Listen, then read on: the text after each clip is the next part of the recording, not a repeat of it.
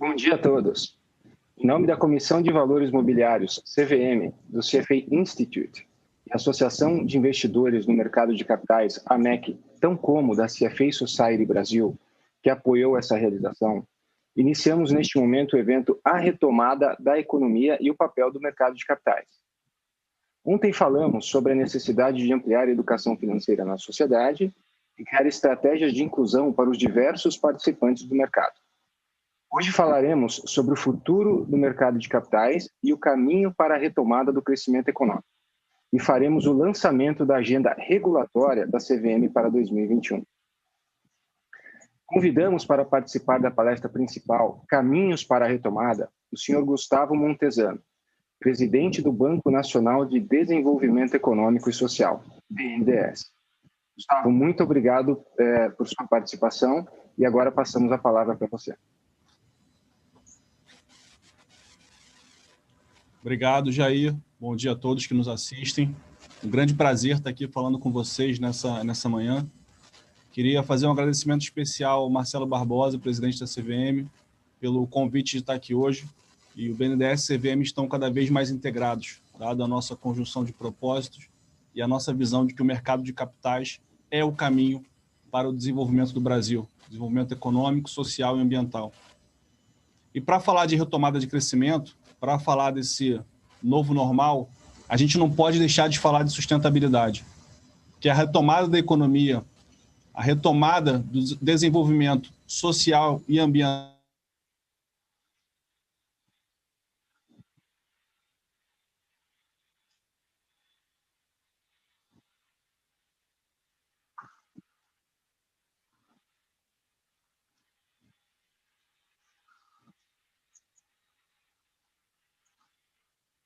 Olá, pessoal. De novo, eu entendo que estejamos enfrentando alguns problemas técnicos na palestra do Gustavo Montesano, do BNDES. Ele deve voltar em breve aqui. Iniciou pontuando sobre a importância da integração nas atividades da CVM e do BNDES, o quanto essas entidades se aproximaram, e deixando bem claro que a retomada da economia depende muito do mercado de capitais. A gente vai aguardar um pouquinho aqui o restabelecimento das comunicações com o Gustavo para dar continuidade no nosso evento.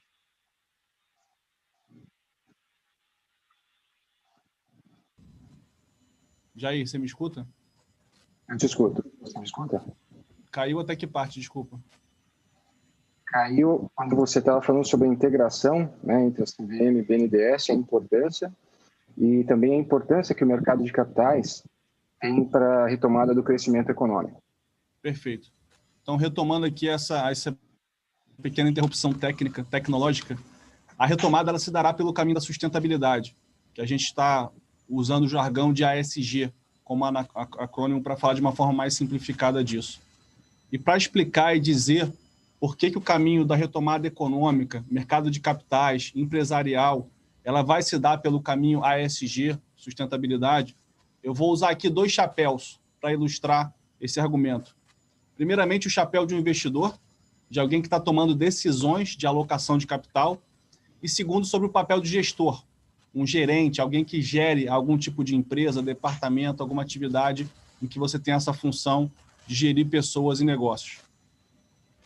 E antes de entrar nos exemplos propriamente dito, é importante a gente contextualizar o mundo que a gente vive hoje e como isso está impactando o mercado de capitais, como isso está impactando o sistema financeiro global como um todo e por que a gente está mudando, por que a gente está mudando a forma de avaliar ativos, de precificar empresas e de tomar decisões de alocação de recursos. Eu já começo dizendo, Milton Friedman não estava errado. Milton Friedman estava correto, só que ele fez isso nos anos 60, 70, em outra realidade, onde o lucro financeiro unidimensional conseguia traduzir sistemas complexos de uma forma muito simples e muito eficiente. E foi justamente essa simplificação que permitiu o sistema de capitais crescer mundo afora e se desenvolver.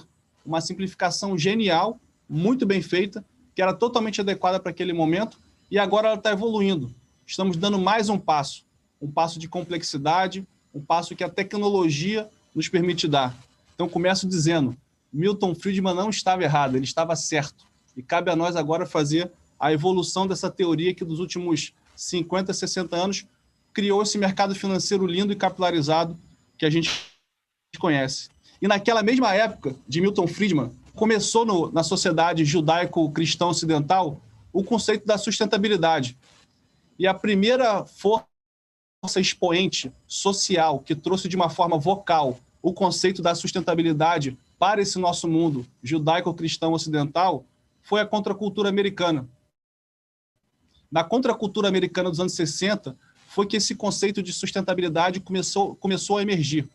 Então, enquanto de um lado Milton Friedman fazia teorias acadêmicas do lucro unidimensional, esse grupo de pessoas consideradas contraculturas ou à margem da sociedade, ou os doidões, como se diziam na época, plantavam a semente da sustentabilidade na sociedade ocidental. E é verdade que também esse conceito, assim como os mercados financeiros do lucro financeiro unidimensional foram evoluindo, e hoje essas coisas estão se fundindo. E estão se fundindo tanto sob a ótica empresarial quanto sob a ótica de investimento. E por que isso está fazendo sentido agora? Porque a gente vive um mundo de transformações muito rápidas, muito aceleradas. Nós, seres humanos, civilizações, não estávamos acostumados a trabalhar com tamanha velocidade. Então, a gente vive num mundo que os militares chamam, ou alguns estrategistas, de VUCA, volátil, incerto, complexo e ambíguo, onde as coisas mudam muito rápido para pontos antagônicos. Se você perguntar para alguém de risco de mercado, ele vai te dizer que a gente está no mundo onde mais frequentemente acontecem eventos de cauda. Então, cada vez mais eventos de caudas disruptivos e pouco previsíveis acontecem, seja sobre a esfera tecnológica, sobre a esfera social, sobre a esfera ambiental, política. Então, a gente está aqui no nosso dia a dia, e está aí os últimos anos para a gente usar como exemplo, é o que a gente vive hoje, exemplos imprevistos e com grande impacto e disruptivo acontecem cada vez com mais frequência do que ocorria há 50, 60 anos atrás, quando o lucro financeiro unidimensional e a sustentabilidade eram coisas diametralmente opostas. Então, tendo feito esse preâmbulo de buscar lá nas nossas origens conceitos que hoje se misturam para o futuro, vou falar aqui um pouquinho sobre a nossa filosofia de investimento ASG. Então, vamos supor que a gente aqui é um investidor por um momento. A gente está avaliando a alocação de capital, a tomada de riscos, e aí seja em empresas, commodities, juros, câmbios, isso aí pode ser bem amplo, mas vamos pensar sobre a ótica empresarial, né, por um momento. Tendo como pano de fundo esse ambiente volátil, o que a gente busca se proteger? A gente quer justamente se proteger contra os eventos extremos. Então, dessa forma, buscar ativos, buscar empresas que estão mais aptas a navegar por mares turbulentos e desconhecidos, terá uma chance de sobrevivência da sua estratégia maior. Então, empresas que têm na sua estratégia, no seu core de competências, saber se proteger sob impactos socioambientais não previsíveis, é um atributo de valor. Então, por isso que a gente fala que as empresas têm que aprender e trazer para a sua competência core a capacidade de avaliar e fazer investimentos socioambientais. E aí, voltando um pouco para trás, novamente, alguns anos ou décadas, toda vez que alguma empresa fazia algum tipo de investimento socioambiental em governança, podia ser traduzido como, quer fazer marketing, quer ser bonzinho, os executivos da empresa estão usando o capital do acionista para desvirtuar a empresa do seu objetivo primordial, que é fazer o lucro financeiro. E a gente falava isso, eu falava isso, o mercado falava isso. E a verdade é que os anos recentes têm mostrado o contrário. As empresas que conseguem avaliar e executar essas estratégias e vou usar a palavra correta, investimentos socioambientais, que no primeiro momento pode parecer comprometer parte do seu lucro financeiro para investir numa atividade que não é diretamente ligada à primeira instância à geração de lucro da empresa, algo como mau uso de recurso. Isso não é verdade. Tanto que no passado recente, se você vê diversas análises de portfólio de empresas categorizadas com boa governança e boa avaliação de impacto socioambiental, elas têm outperformado o mercado. Então, é importante ter esse conceito dentro da filosofia de investimento de que ativos ou empresas que trazem para dentro da sua competência e de sua matriz de decisão esses aspectos até então, vamos chamar, negligenciados, vão outperformar e vão sobreviver. E nesse mundo volátil, quem não se protege contra isso, pode vir uma onda imprevista e sai da mesa, sai do jogo. E eu tenho duas analogias para fazer nesse sentido.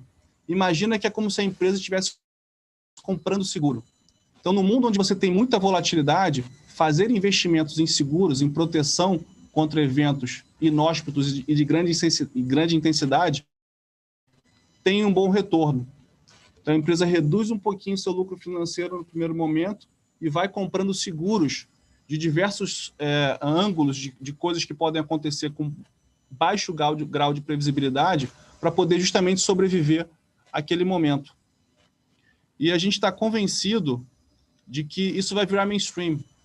Hoje o mercado, de alguma forma, tenta empacotar as empresas ASG numa caixinha e falar, aqui tem o mercado ASG, aqui tem o mercado tradicional. E eu gosto de fazer uma analogia com o que a gente viu no mercado de private equity americano nos anos 80. Naquele momento, chegou ao mercado uma capacidade de alavancagem financeira de produtos de leverage finance que não estava disponível até então. E, ao mesmo tempo, aplicando os conceitos financeiros de corporate finance dentro de gestão de empresas, você conseguia gerenciar melhor o resultado bottom line financeiro e fazer um turnaround de gestão nas empresas. Então, essa foi aquela indústria de private equity do mercado americano, que chegou forte nos anos 70 e principalmente nos anos 80, e que varreu o mercado. E naquele comecinho as pessoas falavam exatamente assim, você tem ali as empresas tradicionais de famílias, old school, e tem as empresas do lobo de Wall Street lá que faz o private equity leverage finance. A verdade é que o tempo mostrou, quem não se adaptou a essa evolução tecnológica, quem não trouxe para dentro de casa essas ferramentas naquele momento mais sofisticadas, ou foi comprado ou foi fechado.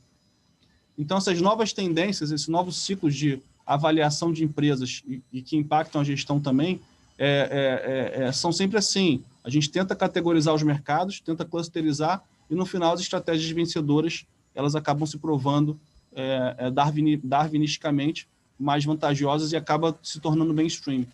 Então, olhando para frente, para essa retomada, os investidores que não incorporarem na sua avaliação, e, portanto, as empresas também, critérios ASG, possivelmente vão sair do mapa, porque vão performar menos ou vão ser comprados. Então, nesse mundo de volatilidade, de incertezas, comprar seguro ou fazer investimentos socioambientais tem se mostrado um investimento de alto retorno e que, no longo prazo, outperforma o mercado. Paro aqui um pouco, nesse momento, a nossa visão de investidor. Vou tirar o chapéu de investidor por um momento e agora vou botar o papel de um gestor. No caso aqui, hoje eu sou o gestor do Banco Nacional de Desenvolvimento e quando a gente gere o BNDES no dia a dia, a gente gere com essa filosofia, a gente gere com esses princípios. E aí, no papel de gestor, também nesse contexto de mundo volátil, de mundo incerto, incorporar a questão da sustentabilidade no seu dia a dia, na forma que você toca suas áreas, seus departamentos e estratégias da empresa, é algo primordial, justamente pela questão da incerteza, da dificuldade de prever o futuro. E aí, como é que a gente traduzia o objetivo, o produto, o output das empresas no passado? E aquela história clássica. Lá no começo, lá na época de Milton Friedman, as empresas diziam que elas vendiam produtos ou serviços. Então, tinha empresa que era categorizada com produto A, produto B, serviço A, serviço B. Evoluindo um pouquinho mais décadas para frente, concluiu-se que não eram produtos nem serviços, eram experiências. Então, a empresa ela vendia uma experiência para o cliente, para o consumidor. E aí você tem o caso da Kodak, que deixou de ser uma empresa de máquina para ser uma empresa de registrar momentos. O McDonald's, a loja de roupa, que, enfim, tem toda uma uma questão cultural e etc., de estilo de vida por trás. Então, a gente migrou de produtos e serviços para experiências. E agora a gente está dando um novo passo. A gente está migrando da experiência para a causa, para o propósito. E é fundamental que as empresas e instituições também acompanhem essa migração justamente para se tornarem mais resilientes a esse mundo que muda tão rapidamente e de forma tão complexa. Ter uma causa na empresa, ter um propósito, vai tornar aquela empresa e o grupo de pessoas ali dentro, portanto, vencedor nessa corrida darwinista dos melhores agentes que entregam valor para a sociedade. E aí, por que isso é fundamental? Justamente pela velocidade de mudança, de tecnologia e de expressão socioambiental que a gente tem hoje no mundo. Como prever a tecnologia daqui a 10 anos? Como prever as pressões sociais ou ambientais daqui a 5, 10 anos? É muito difícil. Então, na hora que você tem uma experiência hoje que se externaliza de uma determinada forma, tentar adivinhar a fórmula que aquela experiência vai se externalizar daqui a 10 anos é um exercício quase impossível.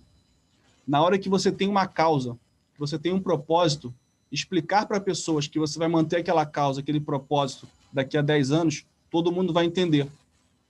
Então, mesmo com a mudança tecnológica, com a mudança social e também com a mudança de relação de trabalho, fica muito mais fácil transmitir a estratégia daquela empresa para os níveis de baixo.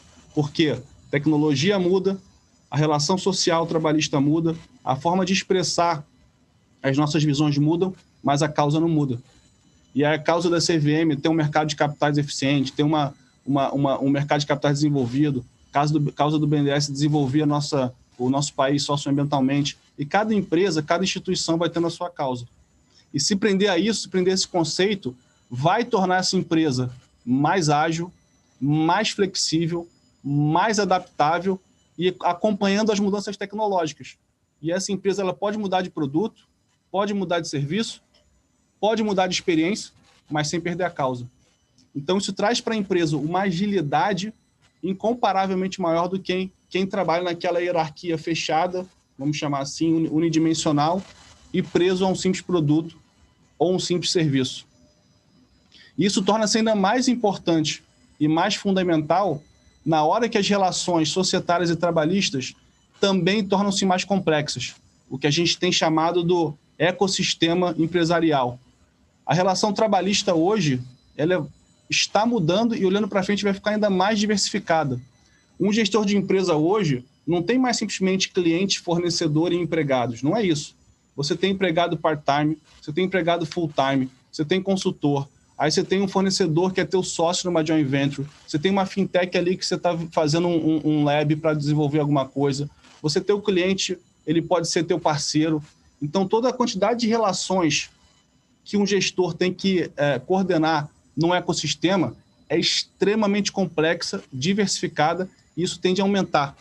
E na hora que você consegue alinhar esse ecossistema todo em torno de uma causa e fazer todo mundo remar de uma forma descentralizada para aquilo, você consegue ser mais eficiente na difusão da estratégia e na explicação de mudanças tecnológicas socioambientais ao longo dessa vida. Então, o gestor que incorporar no seu dia a dia essa questão, essa filosofia da sustentabilidade e ter claramente uma causa, um propósito socioambiental atrelado à sua atividade, ele tenderá a ser mais competitivo e tenderá a performar melhor que os outros gestores, entre aspas, aqui na visão mais tradicional. Então, portanto, na nossa visão, e é assim que a gente gera o BNDES, é assim que a gente está colocando para frente a estratégia do banco. Na nossa visão, tanto na ótica de investidor, quanto na ótica de gestor, a filosofia de sustentabilidade é um novo passo no nosso mercado financeiro, é um novo passo no mercado de capitais, é um novo passo na gestão de empresas, onde a gente funde aquele lucro financeiro unidimensional mais tradicional com a questão de sustentabilidade que há 60, 70 anos atrás era tido como uma coisa alternativa, vamos chamar assim, dentro do nosso dia a dia e dentro das nossas empresas e dentro da nossa decisão de investimento e alocação de portfólio. E aí, dado que a gente está aqui no evento da CVM, como se traduz no mercado de capitais? Como isso se traduz no dia a dia de investimento? A gente está justamente quebrando barreiras. E a barreira que a gente está quebrando dentro de mercado de capitais e vai quebrar cada vez mais é justamente parar de separar o que é um capital de investimento social ou ambiental do investimento financeiro. Então, ações de alocação de capital, que até então eram tidos como ações de governo, ações de Estado, ou no mercado privado, filantropia, elas estão se aproximando e estão se fundindo e vão se fundir cada vez mais com o que a gente chama de investimento tradicional. Justamente por tudo que a gente falou. Tanto os gestores quanto os investidores precisarão analisar e fazer investimentos socioambientais no seu dia a dia. Isso conversa muito com o que a gente pensa hoje, que é uma ação, uma alocação de Estado, de governo ou de filantropia. Falando em produtos, falando em forma de expressar isso, mercado de capitais, a gente tem que aprender a lidar com isso. A gente tem que aprender a precificar o lucro financeiro, tanto quanto o lucro social, quanto o lucro ambiental. E tendo essa taxonomia, tendo essa forma de conciliar e conversar nesse lucro tridimensional, a gente vai conseguir, dentro de um mesmo escopo, dentro de um mesmo mercado, dentro de uma mesma rede de difusão de capital, o mercado de capitais, gerenciar e transmitir investimentos e lucros financeiros, sociais e ambientais. Trazendo para o presente.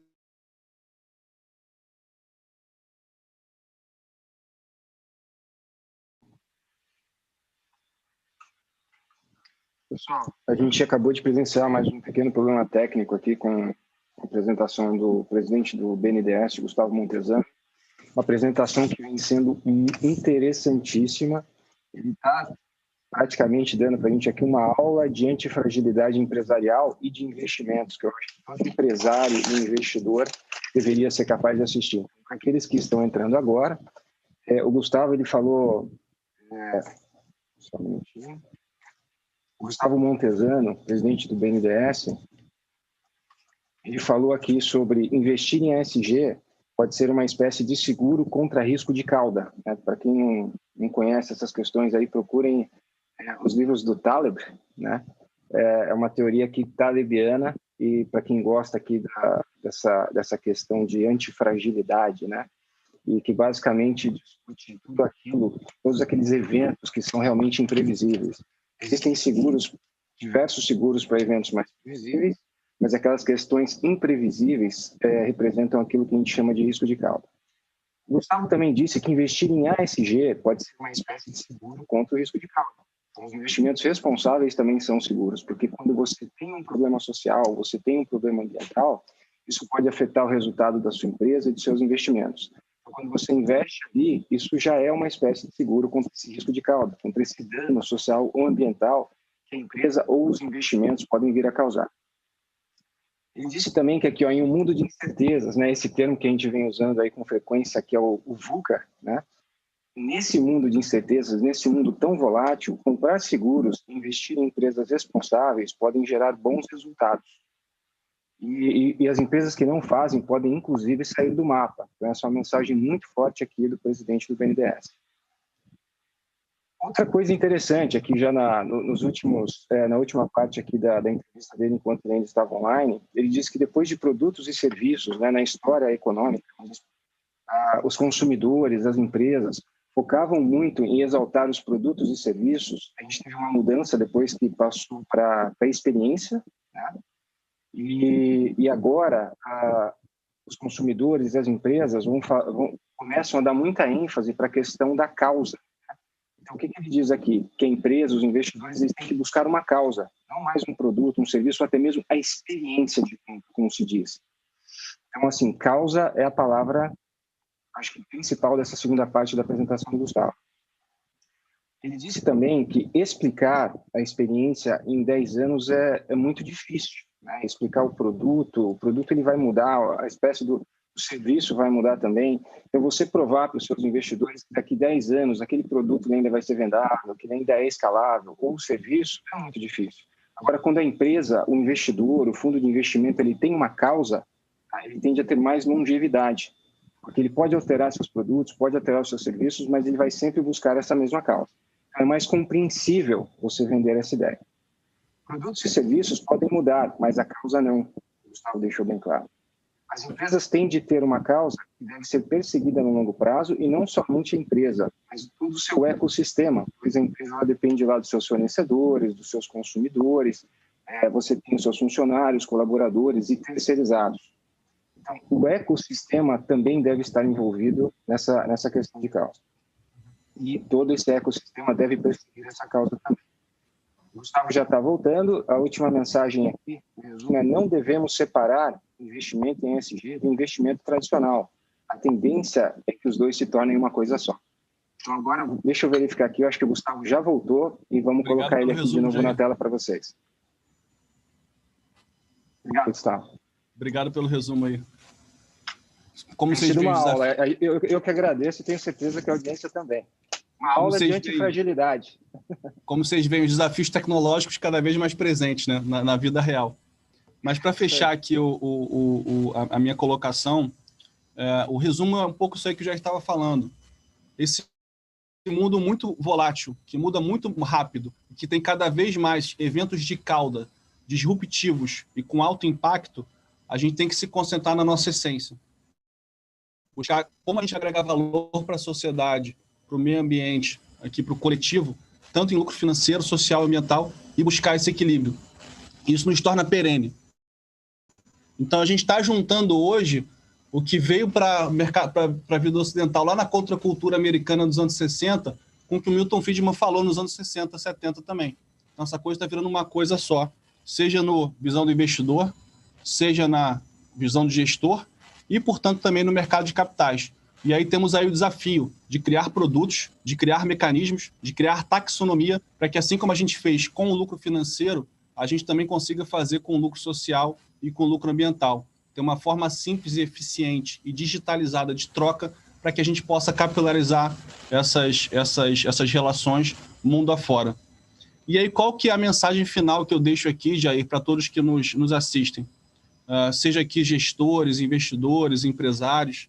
O lado bom disso tudo, o lado mais divertido, o lado mais interessante e mais apaixonante é que a gente tem que se ver, todos nós, como agentes de transformação social e ambiental. Além de ser analista, advogado, executivo, gerente, diretor, qualquer coisa, nós somos agentes de transformação social e ambiental do mundo. E aí, seja quem está no setor público, mas também quem está no setor privado. Agora que a gente está sendo capaz, e a tecnologia está nos permitindo isso, juntar tudo isso, cada ação nossa, cada decisão nossa tem a potencialidade de transformar o mundo e melhorar o lugar que a gente vive. Então, a gente não precisa ficar esperando o governo fazer A, o Estado fazer B. O Estado e o governo têm um papel fundamental, mas toda a sociedade, todo o mercado financeiro, o mercado de capitais e o ecossistema pode e deve atuar como agente de transformação socioambiental. E para isso acontecer, o mais importante é que cada um de nós, especialmente as elites aqui brasileiras, entendam e enxerguem essa possibilidade. Isso é maravilhoso. Quem de nós não quer ter um bom emprego, ter um bom salário, ser bem remunerado e ainda assim transformar o mundo? E a verdade agora é que os nossos investidores, acionistas, nos pedem para fazer isso. Eles querem que a gente transforme o mundo, além de gerar resultado. Até porque, como eu falei antes, quem não fizer isso, o mainstream vai ditar a regra e vai sair do jogo. Então, essa visão de fusão de Friedman com a contracultura americana chegou para ficar e ela é muito boa porque nos traz mais causa, nos traz mais propósito, nos motiva mais a trabalhar e ainda assim vai tornar nossas empresas e investimentos mais lucrativas, tudo misturado num pacote só. Então, queria agradecer aqui o convite, espero que tenha sido útil, peço desculpas aqui pelas intempéries tecnológicas disruptivas que aconteceram ao longo da colocação e desejo a todos aí, aos ouvintes da CVM e demais, um bom dia e boas palestras. É isso aí, pessoal. Gustavo, muito obrigado, uma excelente palestra. Tivemos aqui uma aula de antifragilidade, a gente falou de Milton Friedman, da contracultura americana. No final aqui, algo muito importante, a mensagem que o Gustavo deixa para a gente é como agregar valor à sociedade nessa mensagem final. O Gustavo diz que nós somos agentes de transformação social e ambiental do mundo, né? Não esperar que o governo faça, nós somos os agentes de transformação, a gente não pode esperar nada do governo, a gente pode exigir algumas coisas, é claro, mas nós somos os agentes de transformação no final das contas. E também ele menciona aqui, nas suas considerações finais, o papel das elites, né, brasileiras. E quando a gente fala de elite, todo país tem lá uma elite econômica, mas também tem uma elite intelectual. Então, os debates devem ser trazidos à tona para que a gente consiga melhorar a nossa sociedade. Agora eu quero, de novo, agradecer imensamente a disponibilidade, né, de uma pessoa tão ocupada, a participação do senhor Gustavo Montesano.